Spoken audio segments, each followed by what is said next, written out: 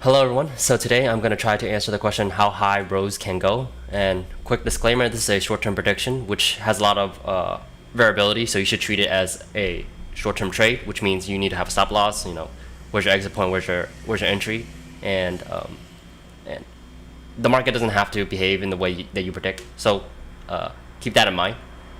So let's just get started. So recently Rose has been on a vicious climb up, and for the past, I would say, week, it has climbed up almost 100%. So keep that in mind. Typically, again, coins like to move in series of 30, 60, or 100%. And usually that's where a lot of resistance are, 30, 60, or 100%. And you just want to keep in mind that Rose has already moved nearly 100%. Using the standard Fibonacci, we can tell that more or less if you, I'm going to go ahead and change this. If you more or less try to ignoring this, right? You're just trying to line up this 0.618 to this high, and then this low to this low. We go ahead and do that. We can tell that it's more or less near out of resistance. So that's something to keep in mind. And then if you go ahead and draw it down to this low, you'll get at this resistance. If you go ahead and draw it down to this low, you get at this resistance. But another thing you have to double check to see if this is a reliable metric is just to make sure it's not diluted. So if you go ahead and go into the coinmarketcap.com, you go ahead and type in Rose, you got to make sure that the fluctuations, so you notice right here, right? If you go ahead and go onto the market cap and you check the price, notice how this spiked up. So that pretty much implies that all of this data right here is unreliable. Maybe not unreliable, you would need to draw the Fibonacci on top of this market cap data. So for simplicity's sake, we'll go ahead and just take the data from November 20, it looks like November 20th forward, right? Because if you look at November 20th, it doesn't look like there's it doesn't look like the founders flooded a lot of rows. So any data after this seems to be reliable. Let's double check this on the last 3 months. So notice how at this point in time, it does look like the founder dropped a lot of Oasis into the market.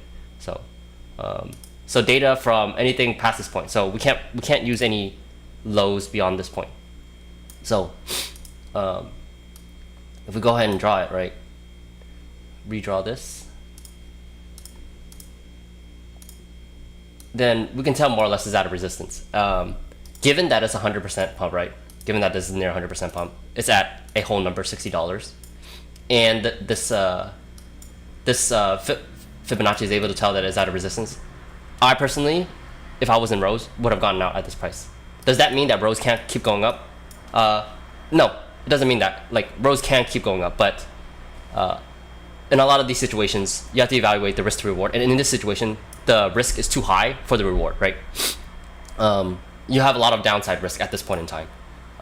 If I was playing it, I would have gone out at this price. Like, in addition, it's like formation wise, this is not a very stable formation, where if you keep going up like this, right? So you also have to take into account that from this low, it had made 150%, which during this past market is more or less about what the maximum of each coin is able to make.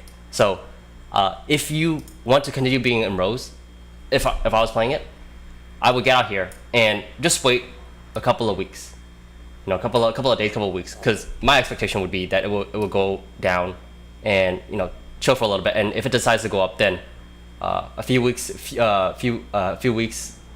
would attempt to retest this, and in that position in time, depending on the formation, depending on other indicators, I'll make the assessment of whether or not to continue to rebuy back at that price and capture the other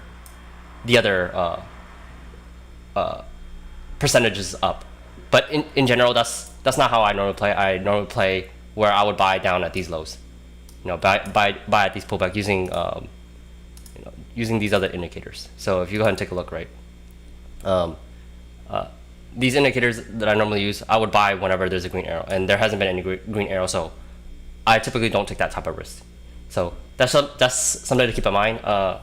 It does look like that we're at a resistance. There's a divergence here, so that a divergence of wanting it to go down. So that's something to keep in mind. Hopefully you found this video informative. If you do, give it a thumbs up and subscribe. All right, you guys take care.